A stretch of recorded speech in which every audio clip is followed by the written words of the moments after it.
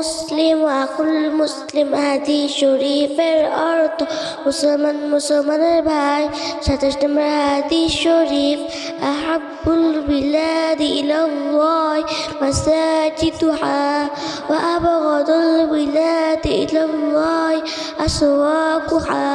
হাদিস শরীফের অর্থ আল্লাহ তাআলার নিকট সবচেয়ে প্রিয় জায়গা মসজিদ এবং সবচেয়ে খারাপ জায়গা বাজার।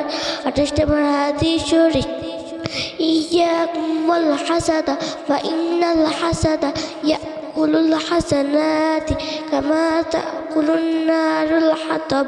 হাদিস শরীফের অর্থ হিংসা হইতে দূরে থাকো, কেননা হিংসা নিজেকে ধ্বংস করিয়া দেয় যেমন আগুন শুকনা কাঠকে।